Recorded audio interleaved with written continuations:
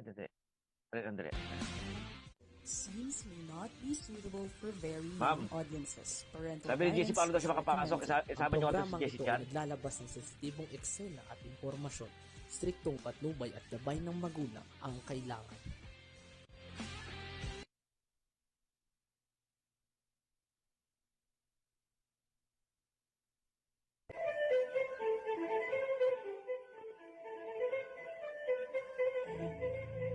Babaeng migrante, may kakampi ka. Programang magtataguyod, kikilala at magbibigay halaga sa mga babae, ina, asawa, kapatid at anak na nakipagsapalaran sa ibayong dagat sa adhikaing mapabuti ang kalagayan ng kanilang mga mahal sa buhay. Babaeng migrante. Okay, isang magandang tanghali po, hapon sa iba, umaga naman po sa ibang mga bansa. Ito pa rin po yung lingkod, Freddy Cudemos, para sa ating babaeng migrante, may kakampi ka. At syempre po, mga kasama natin dito from Kuwait. Hello! Yes, mga good morning po. Ayan, Brother Ray, kamusta? Ito po, ma'am. Ay, wala kang Bagong sounds. gising. Wala akong sound. Ayan, okay na. So, Wala. meron na po. Kamusta na? Ito po, ma'am. Bagong gising. Ano ang mga balita ngayon dyan? Kasi parang nabasa ko dito yung isang balita tungkol dun sa, di ba, may mga namatay na rebelde sa iba-ibang lugar. Sa yung Israel, di ba, Hamas at saka Hezbollah, nagkakasundo na mag-revolt against the Israel yata. Kung ako nagkakamali. Tama ba? Wala pa akong nabasa na ganyan. Or narinig, ma'am. Okay. So dito yung balita pala. Okay. Pero si Kuwait hindi pumayag na sumali pa doon. Yun ang isang maganda, di ba? Dahil naranasan na raw nila noon na magkaroon ng hindi maganda. Di ba? Yung matatamoy sa Iraq noon, di ba? Yun. Okay. So, sige. Okay. Kamusta na ngayon dyan, sir? Ma'am, sa awa ng Diyos, ma'am, maayos naman dito sa Kuwait. Mhm. Bali, sa ngayon, patuloy pa rin na naghihintay yung mga kababayan natin na magkaroon ng linaw tungkol sa proseso ng, di ba nag-open na kasi dito ang hiring sa Kuwait, di ba? Oo. Pero marami pa rin nag-aantay kung ano yung maging Resulta. kahinatan po ng mga, yung dito sa UWA mismo. Kasi nga, marami kasing umuwi sa Pilipinas na gustong makabalik dito. Oo, kasi Lalo yung mga datihan problema, mga datihan na ang yung kukunin di ba? Yes po, ma'am. Yes po. So, ibig sabihin wala pang go signal talaga. May go signal na po, pero mayroon isang pinaplansya, parang gano'n. May mga inaayos pa po. Kasi may nakakausap naman po ako na may agency dito na kababayan natin. Kahapon nag-reply sa akin, sabi niya, sir, wala pang GO ngayon, sabi niya. Kasi antay-antay lang at magkakaroon din, sabi niya. Kasi ang nag-aalala kasi dito, ma'am, yung mga dati natulungan ko nung araw na umuwi ng Pilipinas at gusto bumalik para At gusto makapagtrabaho. ngayon bumalik uli dyan. Opo. Siyempre, sabi ko nga sa kanya, doon sa tao na lumapit sa akin, sabi ko, pasensya ka na, ma'am, kasi wala pang GO, sabi ko sa kanya. Paano ba proseso para magkaroon ng GO dyan? Paano nga ba? Yung mga agency, ma'am, di ba? May mga agency rito. Okay. Tapos, may nabanggit na pala sa akin, yung may sinasabi silang whitelist. Oh, Di ba narinig ko rin yan kay ma'am? Oo. Yun yata ang parang ini-screen nila mabuti para maiwasan na po ang problema. Yun ang parang pagkakaalam ko. So dito kasi yung whitelist, kuya, dito yun. Parang si DMW ang magsasabi kung sino-sino ang matitino na agency. Yun. Yes. Yun po yun. Tama po kayo. Kaya nga hindi ko rin ma-post yung tao na tulungan yung taong gusto makabalik na dahil nga po sa anong sitwasyon. So mahirap din naman pag walang go signal diyan. 'Yan ang mahirap, 'di ba? Opo. Okay. So ano na ang nangyayari? This month? Po. Sige po, August. Hopefully na maayos na po. Itong August po siguro, ma'am. Kasi maraming nagtatanong kasi, di ba galing ako nung last Monday sa UWA. Diyan. Oo. Kaya lang hindi ko rin tinanong yun kasi hindi ko naman saklaw po yun. Kumbaga sa may pumunta ko doon dahil may hiningi ako na requirements ng isang tao din na lumapit sa akin. So, nabigyan naman ako ng kopya. So, yun naman po yung wino-workout ngayon ng mga kaibigan. Pero paano ba magtayo ng ahensya dyan pag nandyan na kayo sa Kuwait? Ikaw, nandyan ka sa Kuwait ngayon, di ba? Opo. Itong mga kakilala ko po na tinatanong ko kasi marami ding kailangan ayusin. Actually, may isi-share ko po sa iyo yung share ko sa iyo. Kasi may binigyan ako ng kopya. Kasi humingi ako ng tulong kay Alacati. Kinausap ko siya. Sabi ko, ma'am, meron ako kakilala ako na gusto magtatag ng ahensya dito sa Kuwait. Sabi ko, kailangan ko po kung ano yung mga requirements. Tapos yun, tinuro niya ako doon sa staff niya. So yun, binigyan naman ako ng listahan. Tapos yun ang binigay ko doon sa may-ari na gusto magtayo ng legal po. Pero totoo ba na marami pa rin na nasa shelter? Wala po kong update yan. Ang masasabi ko lang, ma'am, mayroong isang lumapit sa akin. Alala mo si Sir Mario? Nandun na po siya. Ando na siya, yung nung nakaraan natin? Opo. Okay, si very good Nandun naman. na siya. So, i-monitor na lang natin kung kailan siya makakauwi. Tapos, abisuhan kita kung sakaling magkaroon ako ng update. Sabi ko po sa inyo. Okay. So, ano ba sitwasyon ngayon dyan sa Kuwait? So, for naman alam ko, okay naman dito kasi nga, hindi naman kasi ako naggagala dito. Siyempre, trabaho, bahay. Ganun lang po ang ano ko dito. Not unless kung mayroon akong appointment Tutulungan. or may kailangan akong, yun po, yun. Pero wala ka bang ginagawa. balita sa pangyayari dyan? Yung tungkol sa sinasabi mo, sandali nga po. Tungkol sa sinasabi mo, check natin. Kasi ito ang laging si Mr. Ayman Mat kasi lang po yung laging rito na nagpo-post dito sa Kuwait. Yung mga pangyayari dito sa Meron bang Hindi po ko pero nabasa. magaganda na, yan. sige nga po. Tingnan natin.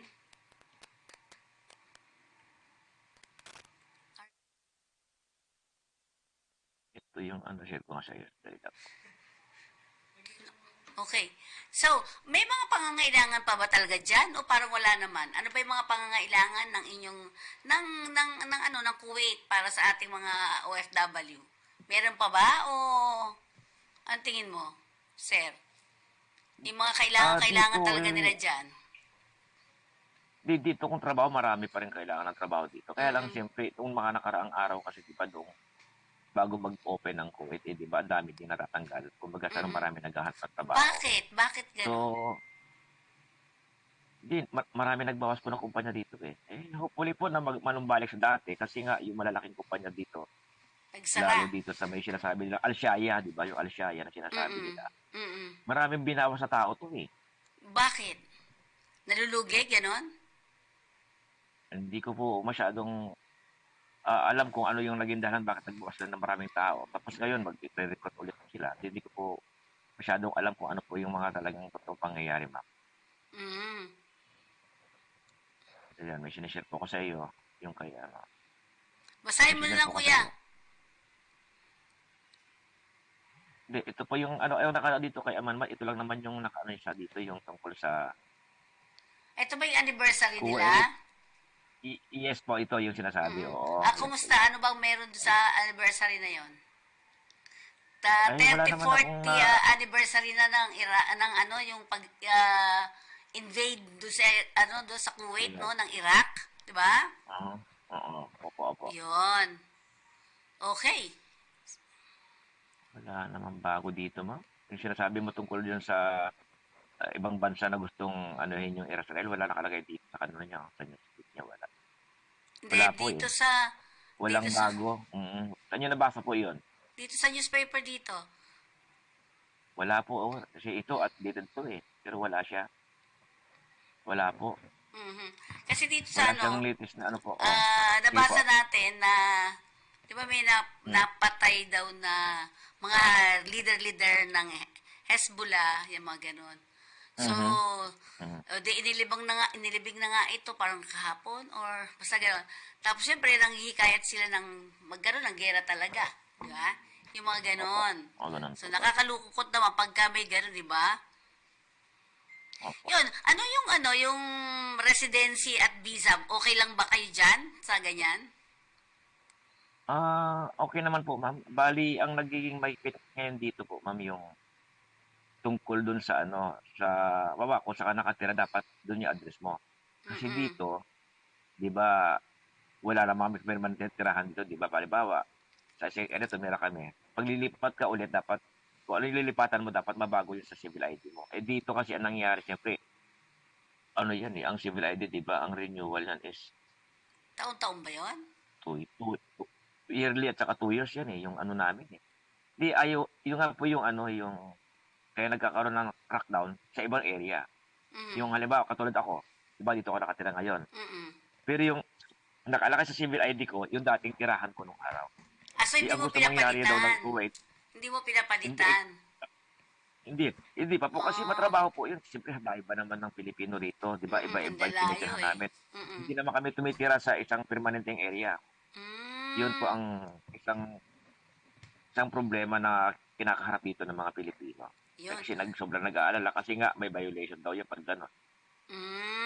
Kasi eto, may nabasa ako dito. Eto. Mhm. Ito yung mga issue, pangunahing issue dyan sa Kuwait, residency violations. Ang sinasabi. Yan po yun. Patuloy na Yan po nakipaglaban yun. ng Ministry of Interior ng Kuwait sa paglabag sa residency law. Yan. Marami mga residenteng dayuhan ang natuklasang labag sa batas na nagresulta sa kanilang deportation o pagbabayad ng multa. Ikaw, sir, ano ba yung nangyari sa'yo? Di, okay naman dito sa amin ang bali karamihan sa mga nangyayari na sa ganyan sa ibang lahi po yan. So, ikaw, Kasi hindi ka alam na naman natin, problema. hindi naman po. Sa ngayon wala pa naman po problema. Ang nangyayari sa ganyan, ma'am, dun sa mga ibang area na, di ba yung, kasi may mga area dito na maraming, tawag doon, yung nakatira doon sa area na wala na mga visa, yun po yun. Yung iba-ibang lahi, wala namang Pilipino akong nababalitaan na kasama sa ganyan. Yun, uti naman. Pero ito, mga bago at mas mahigpit na tuntunin regarding visa. Sa visa daw. Sa Yung visa visa. naman. Mhm. Ito kasi, kamakailan ay pinakilala ng gobyerno ng Kuwait ang mga bagong tuntunin para sa mga family visas. Particular na sa mga non-graduate expat, ito ay bahagi ng kanilang patakaran upang limitahan ang pagpasok ng mga dayuhan sa bansa, lalo na't walang sapat na kwalifikasyon. Yon. Maganda din.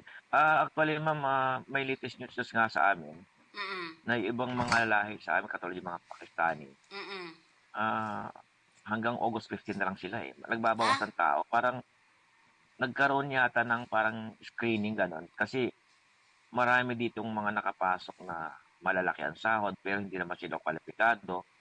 Kasi ang Tama. nangyari kasing ano dito, transaction dito kasi government to government kasi. Mm-mm. Marami sa kanila, hindi ka naman sa sinisiraan ko sila, pero ito yung totoo na pag-aralan siguro ng ministry na gano'n ang nangyari. Yun din ang sabi sa akin ng mga militaring kasama ko Mm-mm. na marami sa kanila ang na-hire dito sa Kuwait, sa Ministry of Defense, na hindi naman nila talaga alam yung totoong trabaho. Paano kaya yun? Eh, siyempre, inaano yan, di ba? Parang pinoprocess bago makuha. Government to government po. Kasi yan, mga dating military. I see. Katulad sa amin na lang, kung naglagay sila ng tao, Mm-mm. ilang taon na sila doon?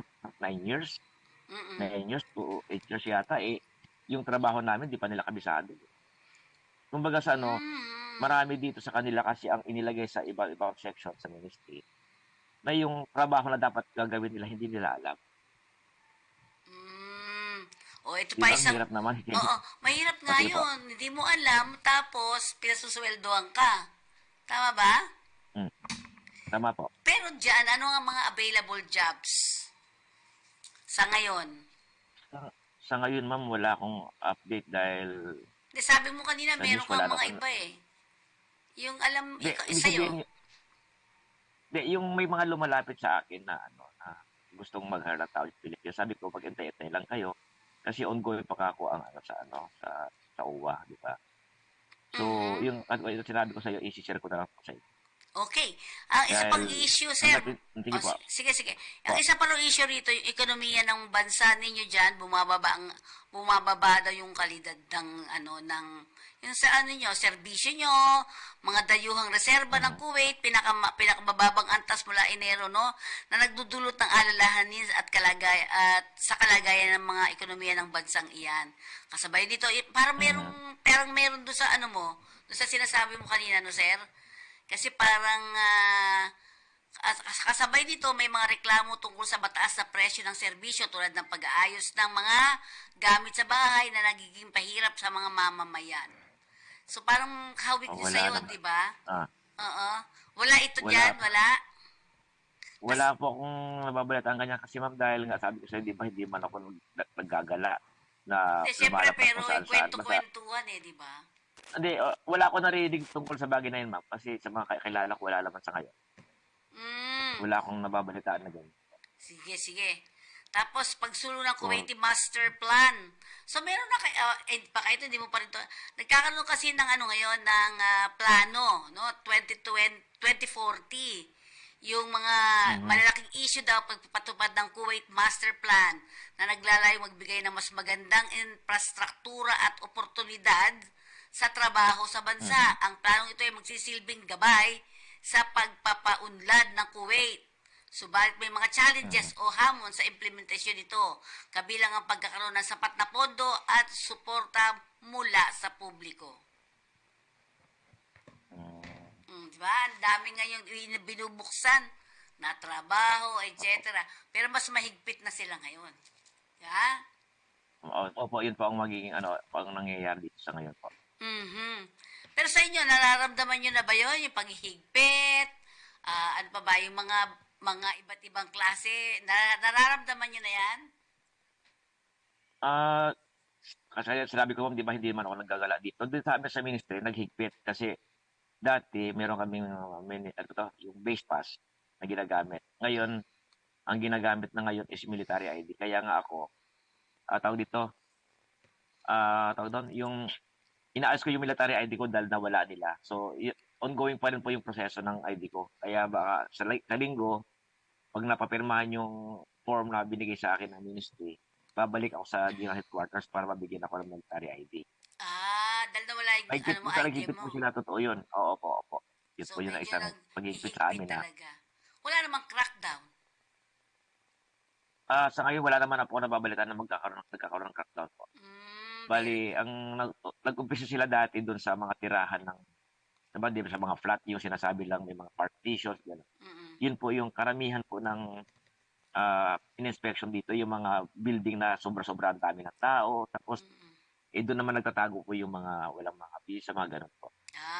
So, sa mga Pilipino, wala ako masyado nabalitaan na napasama sa gano'n, maliban doon sa mga ibang lahi po. Yon. So, siguro, nasa iyo yung pagkakataon. Ano ba maire-report mo sa amin tungkol sa ginagawa mo ngayon? Kagaya ng sinabi ko, di ba, nung last Monday, Monday ba? Tama, Monday. Di ba nagpunta ako ng UWA para magtanong dun sa UWA kung ano yung, katulad yung mayroon kasi akong tinutulungan, di ba? Nagtanong ako sa isang section doon. In-example ko lang yung mga dating ginagawa ko. Tapos, sabi nila na yung dating ginagawa mo nung kasagsagan ng COVID, na pagtulong sa mga tao na nakakadirect ako nagre-report, pero sa JAD, hindi na pwede ngayon.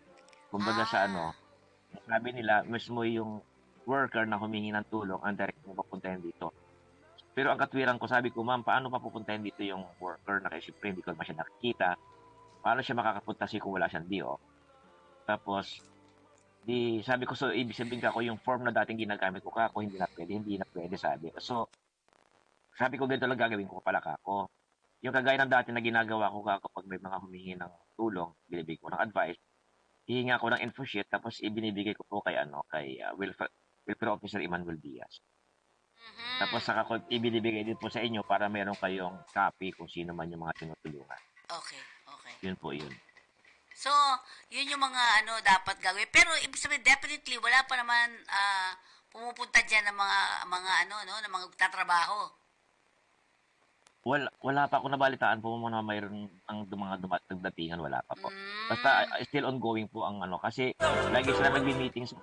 Kasi nung pumunta actually ako doon sa OWA, medyo natagalan ako kasi nasa meeting si si Alacati. Mm-mm. Kaya inabot ako ng tanghali doon. Mm. Inantay ko po matapos yung meeting nila. Okay. So, ano pa yung mga ibang update natin? Pero definitely, wala pa namang pumapasok dyan na mga skilled worker. Ganun ba yon? Wala pa po, ma'am. Wala pa po, ma'am. Wala pa ako nababalitaan. Kasi nga, kagaya ng sinabi ko sa inyo, may nakakausap po ako na talagang, ano siya, yung nasa recruitment sila eh. Mm-mm. Yung isang kinausap ko na nabanggit ko dati, nalatanda mo nung may interview si Kabayan Party List sa Salo. Salo, di ba? Mayroong sumama si Ma'am Ana. Tinanong ko siya eh. Inaayos pa daw niya din yung clearance niya, mga ganun. Kasi siya po yung isang kakilala ko dito na nag-hire ng maraming skill dahil dati meron siyang sariling agency po. Kasi noon dati, ang Kilala po siya sinasabi, dito. oo. Sa Dati kasi, EDM International, di ba? oo. Sige po. So, dati kasi, pag, ano tawag Hmm. dito, itong mga worker natin, dati dire-diretso lang pagpunta. Ngayon, mahigpit na daw kasi. Kasi nga dun sa, para maiwasan yung iba't ibang mga aspeto. So, sa ngayon, sabi dito kasi sa OWA, ay sa, nung nag-meeting kami sa DMW, on the 22nd daw ng July, ay mapoprocess na, may mga mag-aalisan na, o may mag-ano na, may mga pupunta na dyan. Parang ganun. So, wala pa yon. Wala pa talaga. Eh, wala pa siguro kasi ano na ngayon, August na, di ba? Nakailang follow-up ako sa kanila eh. Kasi lagi silang may meeting sa OWA eh. Mm-mm-mm. Kumbaga sana may mga plapante pa siguro po dahil nga doon sa mga requirements na kailangan ayusin. Mhm, mhm. So, doon sa mga Ah, naghihintay, wala pa po ha. Wala pa pong abiso. di Siguro ba ma'am, malalaman namin sa iyo kagad kapag meron, no? di ba ma'am nalata mo yung nabanggit sa akin ng pisang ko, di ba? Di ba, Saudi siya, di ba kailangan ng NC3? Natandaan mo yun, yung pisang ko. Ay, Dito sa oo. Kuwait, gano'n din yata mangyayari. Yung papasok dito na mag-a-apply, dapat meron sila NC2 kaya NC3. Ayun. Di ba? Yun yung additional requirement na alam ko eh. So, kaya medyo yung iba nag-ano na, ayaw nang kumuha. Una, mahal daw kasi ang ano din, mahal, ang visa fee. Aha. Yun, mahal, kaya hindi daw. So, yun. Okay, baka may mga gusto ka sabihin. Freddy Ray, ikaw na yung bahala. Ano ba yung nangyari ng mga Ang sa akin lang, nakaraan? basta sa akin lang yung mga gustong bumalik dito, mag-intay-intay lang kasi katulad ng nabanggit ko nga na ongoing, marami pa rin ginagawang proseso para maayos yung pagpasok ng mga bagong aplikante dito na pabalik ba. Yung mga pabalik at saka yung mga bagong aplikante siguro na mga skilled, mag-antay-antay lang kasi wala pa pang yung parang full blast ba ng pagpasok dito kasi yung mga ahensya mismo dito, lagi sila may meeting kasi nga gusto nila siguro maplansya lahat yung maiwasan ba yung problema. Yun po yun. Kaya mag-antay-antay lang po sila dahil yun nga nangyayari dito eh. Actually maraming kumukunik sa akin ma'am na gusto na makabalik. Sabi ko wala pang ang GO eh. Lalo yung mga gusto sa magtrabaho sa bahay. Maraming gusto bumalik dito. Eh, dyan sa ano mo, sa Kulang. position mo dyan. Ha, sir? Sa amin ma'am, sa amin may nagbabawas nga ng tao ba tulad ng sinabi ko sa inyo kahapon nga nasa lubog ko yung mga ibang mga Pakistani ilat marami din sila batch by batch yan tapos yung narinig ko nung araw na na baka kami lahat like December baka alisin kami lahat yun po yung inaantay namin So, sa akin aalisin naman kayo so by far okay pa naman ako December. So, yun ang sabi oo. lahat ng Bakit lahat daw? ng Ano ministry daw dahilan? hindi ko po parang hindi ko alam kung anong gusto ng gobyerno dito sa ministry kasi nga yun ang narinig namin na lahat ng repats aalisin sa ministry. Yun ang sabi. So ako naman nakahanda ako kaya nga ako gumagawa din ng pagkilos. Katulad the other day may mga nakausap ako mga opisyal na may kumpanya at saka hindi kumpanya na yun nga kung sakali lang ka ako na alisin kami lahat dito, lilipat ako sa inyo. Willing naman silang tulungan ako, ma'am. So, yun po yung isang tinututukan ko dito. Ano pa yung mga iba natin dyan? So, definitely kasi dito, kung 22, sabi nila 22 mag-start yung ganyan sa Kuwait, dyan pala ay wala pa, no? Ongoing pa po, ma'am, ang talaga. Kasi Ito lagi yung meeting. sila nagbi-meeting eh. Mm-mm. Kasi kung meron na talaga, di sana sinabihan na ako ng mga kontak ko, di Ma'am Ana. Tinanong ko po siya kasi marami siyang kailangang worker. Ang sabi niya, inaayos pa niya yung clearance niya. Siguro talaga naghigpit. Kasi isang Yun po kagandahan yun. naman para pag madalian kung ano yung mga available, maghahanap na sila dito. Hindi pala pwedeng gano'n, di ba? Opo. Oo, kailangan ay pag may job order ka na, joke ka pa lang. Ha? Oo. Parang mga May, gano'n. Oo. yung isang official nga kagabi, yung isang official sa amin na lieutenant colonel, tinawagan nga ako. Sabi ko, anong problema mo, sir? Tapos sabi niya, ganito gusto kong magkaroon ng sa pagkasambahay. Tapos alam niya rin yung higpit ngayon dito. Sabi niya, willing ako mag-antay, sabi niya. Oh, sabi ko, mag-antay Sige, ka. Kasi oo. yun din ako yung alam ko nangyayari dito na wala pang GO. Diyan dapat kasi manggagaling ipapunta dito di ba? Opo, oo. O, tama Tinatanong, po. tinatanong din kasi ni Miss Marge. Sabi ko, wala pa di ba? Nagkakausap ba kayo ni Opo. Marge? At minsan, ma'am, i-update ko siya. Kapag siguro sa private natin pag-usapan tungkol dun sa sinabi ko, i-share ko sa inyo mamaya yung dalawa para at least aware kayo kung ano yung mga lumapit sa akin, appreciate ko ano yung kailangan nila. Sabi ko po sa inyo. Dito naman kasi kailangan lang naman JO, di ba? JO. Tama po, oo. Okay. Ma'am, ang sabi pa nga ng isa pala kagabi, yung isang official na lumapit sa akin kagabi, sabi niya, hindi ba kaya pwedeng na lang, sabi niya, para mabilis, yung worker na kukunin ko, mag-medical na siya. Para, Para, kasi kapag ganun di ba? Para kung sakali may sakit ka, di kung may, magpaabot ka na kagad, hindi ba mag-medical na wala siyang visa? Hindi, ganito kasi yun. Dito kasi lang, para makasigurado sila na fit to work sila. Yon, fit to work. Pag mag-a-apply ka, alam mo na malusog ka. Parang ganun yun Di ba? Kaya yung iba, so pwede po pala yun. inuuna lang Kahit nila wala yung pa siyang, medical. oo. Hindi naman, definitely hindi daw dapat. Pero kasi, Oo. ang mga worker naman, kanino ba yung na yan, yung medical na yan, sa akin naman yan. Parang ganun. Di ba? Ganun. Tama mo ba yung logic Opo. nun? Parang Tama po, naintindihan ko po yung ibig sabihin ni Colonel Kasi sabi ko, oo nga Tapos, kasi sabi niya, para kung willing ako mag-antay ng 1 buwan, 2 buwan, basta ang importante, yung kukunin ko, malusog na siya. Fit to work, sabi niya sa akin. Yun. Sige, sabi ko sa kanya kagabi, sige, subukan kong itanong, sabi ko, kung uubra yun. Yun. So, Kasi, pero definitely, magkakaroon naman talaga siguro ng mga trabaho, di ba? Oo, magkakaroon, ma'am, kasi marami nag-aantay. Siyempre, sa tagal ba naman ng panahon na walang recruitment, di ba? Siyempre, yung mga agency rito, siyempre, may mga empleyado yan. Karamihan naman yan, may mga Pilipino po. Yun. Siyempre, yung suffering sa baba na, sa tagal ba naman, halos 2 years na yata. Di ba? So, magandang yan. So, aabang na lang sila dito, di ba? Mag-abang. Opo, ma'am. Kasi abang na lang po sila. Definitely magkakaroon naman yan. Kaya lang medyo dahan-dahan lang po. So ngayon nga kahapon, ako natatandaan ko, may job fair sa sa Quezon, sa may EDSA. Doon sa tapat ng DMW. DMW yon, pero parang ginanap nila yan doon sa Robinson's Galleria. Kung ako nagkakamali, doon.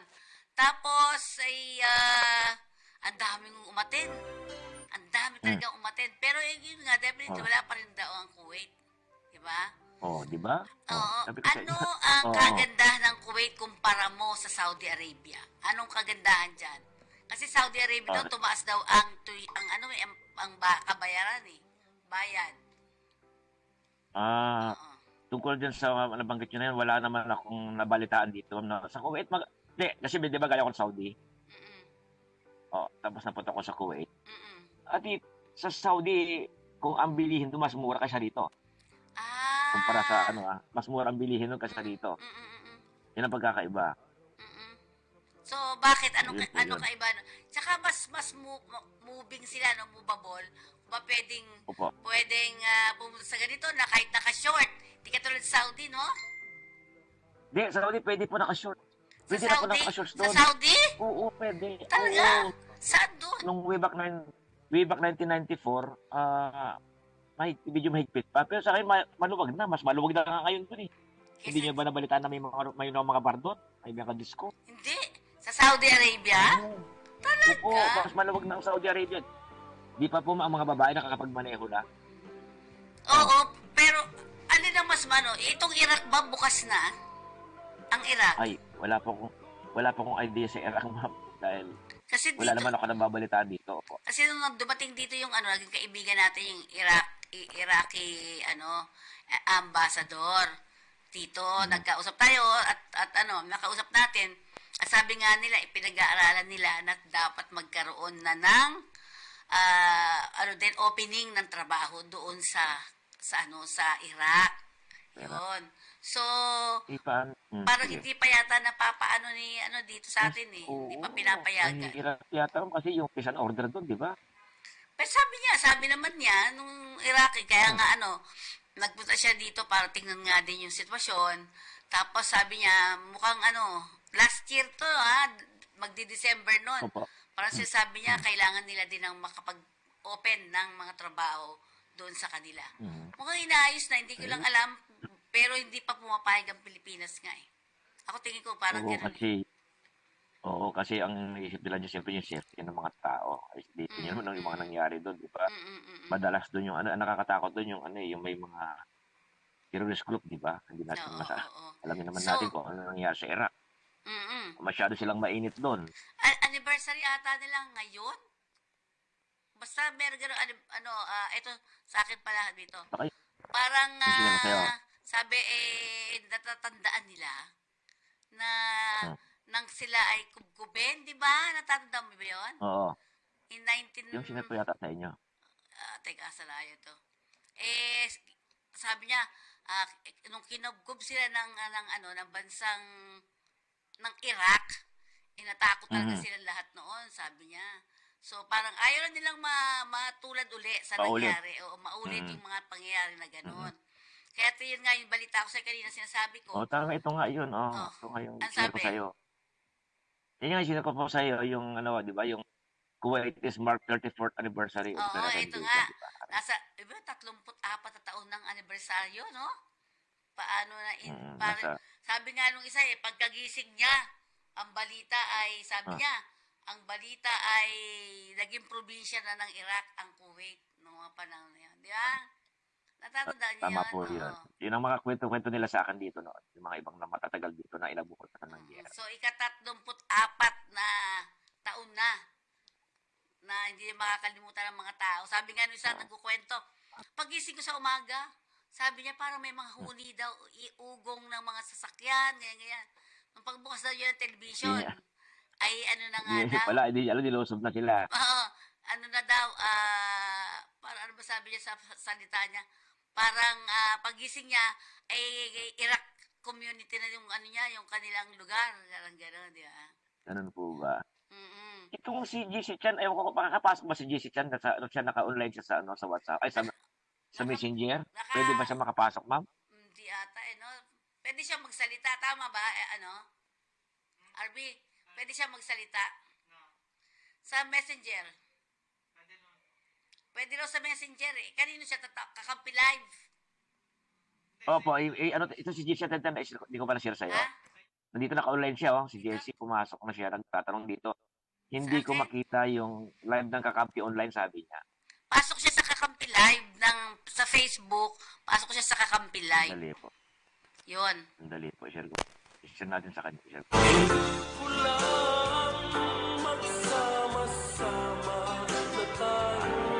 Okay, habang hinahanap ni Freddy, gusto nating tingnan itong mga balita natin dito. Dito po, pakitingnan mo ngayon, sunog sa Chinatown, Maynila. Isang malaking sunog sa Chinatown ng Maynila ang nagresulta sa pagmatay ng 11 katao. RB, patingin nga yan. At sa ngayon po ay patuloy na iniimbestigahan ang insidente. 11 na patay. Kanina lang to umaga ha, Freddy ha.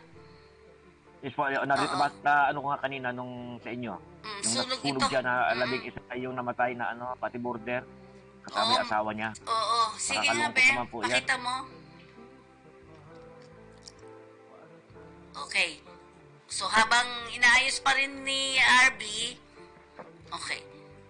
Plano na, Ito yung ano niya, sandali, i-share ko po sa inyo yung ano.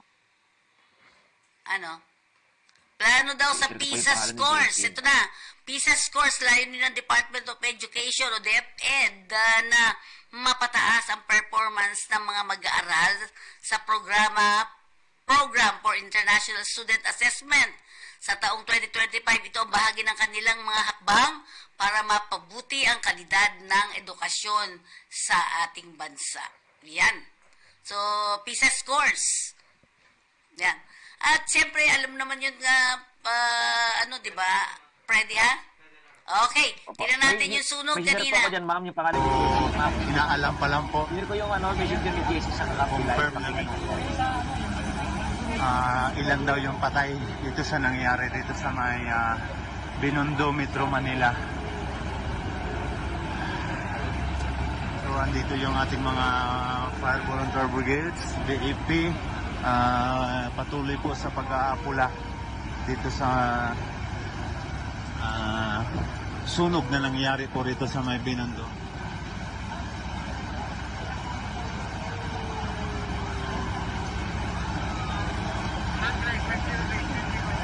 Isa sa pamilya kaya kanina pa iyak ng iyak. Ay.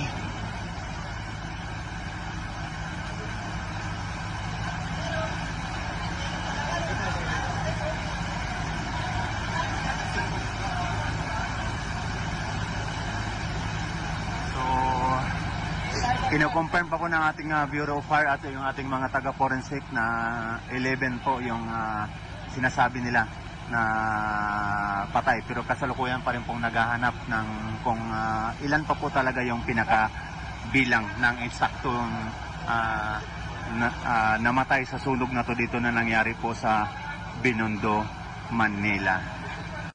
So sa ngayon po, na dumidingas na naman, lumalakas na naman yung usok. So mayroon namang apoy dito sa 2, 3, 4. Pang-apat na palapag. Ayan. So andito pa naman yung ating mga fire brigades volunteer at yung ating mga Bureau of Fire Protection. Patuloy pa rin po sa pag-aapula dito sa natitirang apoy na ito. So kino-confirm pa lang po, kaya mayroon na rin po tayong mga taga-forensic at yung ating mga mga kapulisan para sa investigasyon po sa mga nasawi po dito sa sunog na ito. Ito lang po muna yung update dito sa may Binondo, Manila. Basta't may napi, may kakampi, reporters, Balsa. Ayan, yan po isa may bandang Chinatown. Ayan, o diba?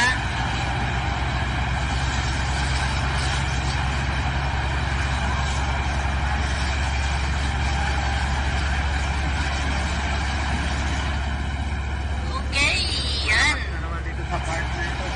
Okay. So, nakita mo na nga siya, pero Jess, pasok ka dun sa ano, tama ba ako? Sa Kakampi Live, pasok ka. Pero Zoom ba rin yun?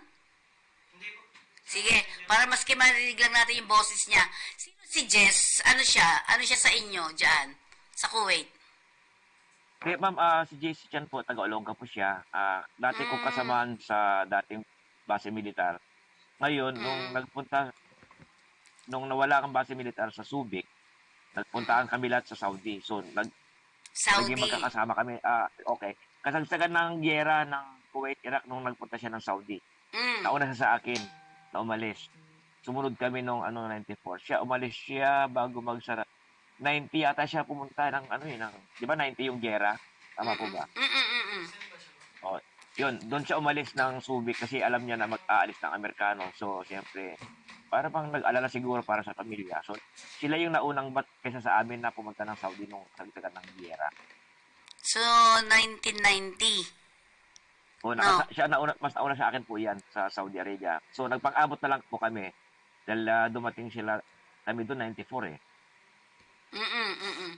Tapos, ang nangyari sa kanya, nung napunta ko sa Kuwait, siya na may Saudi. Di ba nag-Saudi session sa Saudi Army? Diba? Oo, bumalik na siya sa Pilipinas. Ako naman, nakalipat ako sa isang company. Kaya lang, hindi ko sila basta-basta makuha dahil ang gusto ng kapali dati, yung mga nandun na sa Saudi mismo ang kukunin. Hindi sila maghahat sa Pilipinas. So, kung hindi ko siya, nakita na niya na yata.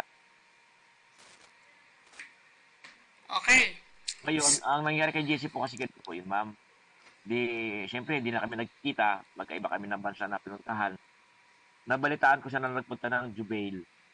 So, nandito na ako sa Kuwait. Ngayon, nabalitaan ko sa kanya na marami sa kanila ang hindi nakatanggap ng sahod. Mm-mm. Medyo, yun nga sabi ko sa kanya, ilalapit ko sa iyo para matulungan sa kahit na isang taon, 2 taon na yata sa Pilipinas. Ang importante po dito, ay makuha kung ano yung mga benefits na hindi ibinigay sa kanila ng Saan kumpanya yan? Dito sa Pilipinas? Hindi po, sa Jubail. Oo, di ba Kasi pagka... marami po sila eh. Mhm. Marami sila. Sabi ko, inilapit naman daw niya sa UWA sa San Fernando, Pampanga, pero ngayon wala pa rin. Doon niya i-follow up ng i-follow up. Hanapin niya si Yun po. Sino po doon? Miss Reyes. Sige. Ibigay niyo po nga yung Yun pangalan ang pinaka-head na doon. Pinaka-head doon. Malu Reyes. Malu Reyes. Mm-mm. Ayun, Pinaka-head siya doon. nakapasok na ba siya? Hindi pa. Baka hindi Malu makapasok Reyes, to. So, pero ano bang pangyayari sa kanya? Bakit niya hindi niya nakuha? Alam mo ko, bago umalis yung mga yan, makukuha na nila lahat eh. Ano ba yung benepisyo na yon? Di, ma'am, actually, ang kumpanya nila nagkaroon ng problema, doon pa lang sila, kasi ilang buwan sila lumalaban na parang, kapag di sila magtrabaho, walang sahod, parang gano'n. Kumbaga nasa 2 years, 2 years ago na yata, hindi na problema eh. Noon. Inano ko naman sa OFW Family Club, pero ang problema sa kanila po kasi, yung mga kasamahan niya, Nakakuha ba yung bang kasamahan niya? Yun ang mahirap kasi. ayaw makisama, o siya gusto niyang, sabi ko sa kanya, pinupos ko sa kanya, sabi, tulungan kita kako. Ang problema, yung mga kasamahan niya ay makisama. O pag isa lang niya o dalawa lang sila na, di ba, na lalaban. Kailan ba siya dumating dito? Hindi ko na po matandaan kung anong... Baka kasi matagal na, kaya hindi na magawa ng paraan eh. 1 year lang yata, sandali po, tanong ko nga. I-miss ko lang po siya, sandali. Okay, babe, mag-RTBM mo tayo. O, ulat panahon.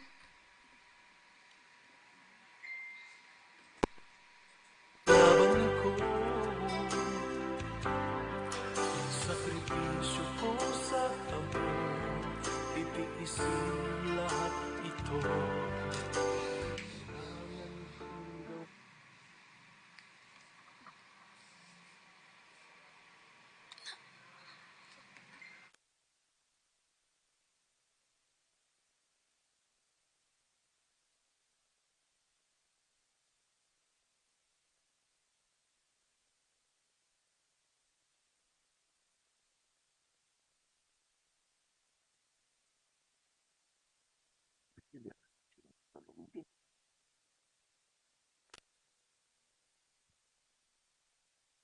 At narito po ang ating weather update.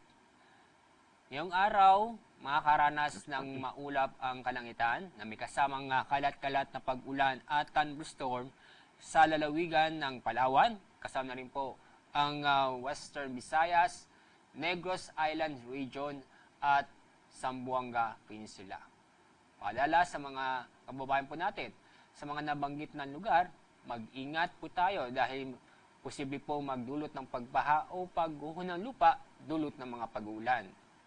Samantala, ang ilalabing pong bahagi po ng ating bansa, kasama po ang Metro Manila, ay magiging maliwanag sa panahon ngayong araw, kung saan bahagyang maulap hanggang sa maulap ang kalangitan.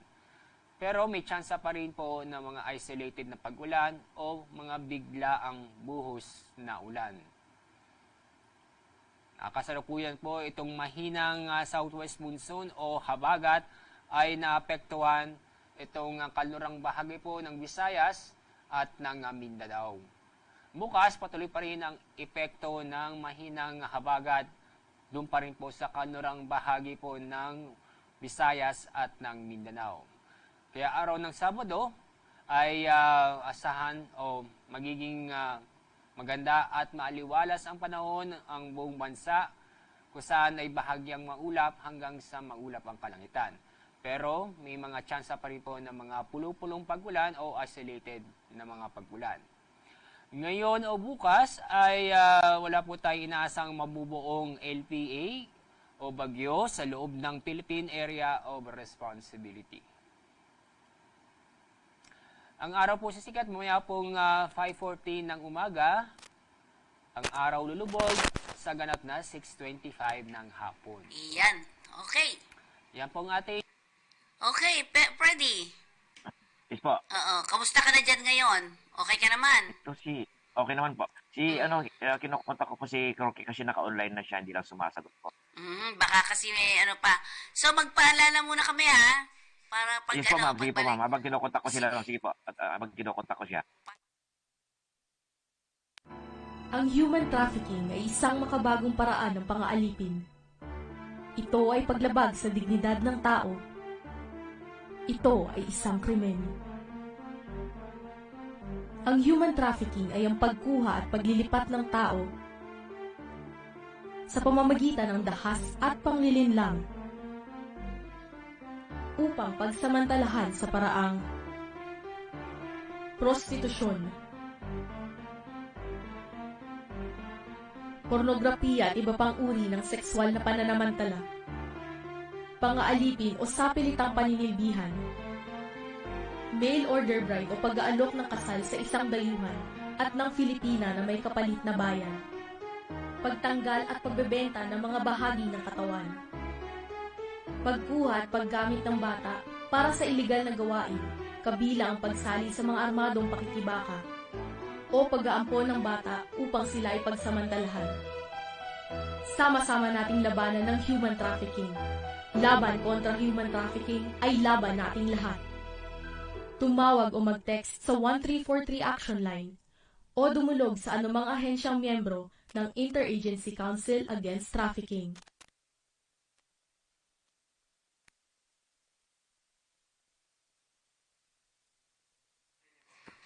Okay. Ready? Wala. So, Sir Po. Freddy, ituloy natin mamaya Yes, mga po. 4 o'clock, ha? Tuloy natin, Sige ha? po, ma'am. Sige, at kausapin Para ko itong mga to. makausap mo na lahat sila, ha?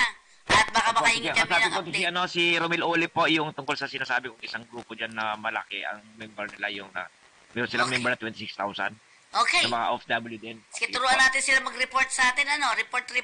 Opo, ma'am. Sige po. Kasabi ko siya ngayon, ito naka-online na siya, oh. Okay, maraming pong salamat. Pagpapatuloy po, Mamaya po, ma'am. ipagpapatuloy po namin. Ipagpapatuloy po Opo, ma'am. namin ang aming programa dito sa ating Kakampi Online. Maraming pong salamat. Yes po. Okay. Muli, isang oras na naman ang lumipas. Lagi nating tatandaan ang lahat ng problema ang kinakaharap. May kasagutan dito lang sa ating programa. Kabaring migrante, may kakampi ka. Programang totoo para sa masa.